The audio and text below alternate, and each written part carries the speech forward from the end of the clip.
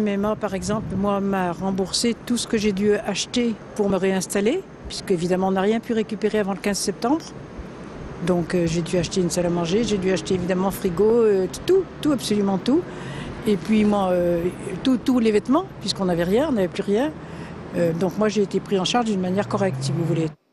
Jacqueline est la doyenne des sinistrés du cours Lafayette. 2 ans après la terrible explosion qui a coûté la vie à un pompier, les 2 immeubles des 117 et 119 sont toujours vides. C'est seulement la semaine prochaine que le cours Lafayette sera rendu à la circulation.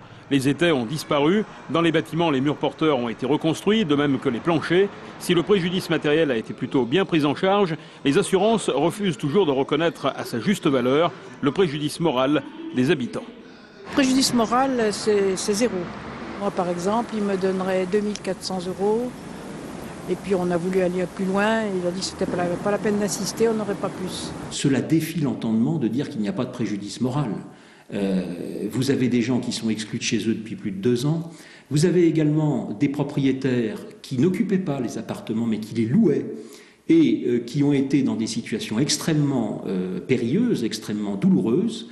Par conséquent, le préjudice moral, avec ce temps passé également consacré au règlement de ce sinistre, il faudra qu'il soit indemnisé. Parce qu'encore une fois, ce n'est ni le fait du hasard, ni le fait de la fatalité. L'association des sinistrés du cours Lafayette, qui regroupe 120 personnes dans le quartier, attend maintenant avec impatience le procès au pénal, où justement les responsabilités seront établies. 4 sociétés ont été mises en examen, Gauthier, Groupe Eiffage, Entreprise Roche, Gaz de France et Veolia.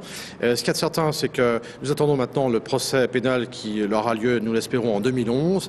Mais nous sommes toujours ouverts à une procédure de règlement amiable, tant pour le préjudice moral que pour le temps perdu pour régler ce sinistre. Impossible de dire quand les familles pourront réintégrer les 2 immeubles, peut-être à l'automne, mais Gaz de France a déjà fait savoir qu'il n'entendait pas entamer des travaux dans le bâtiment avant le procès.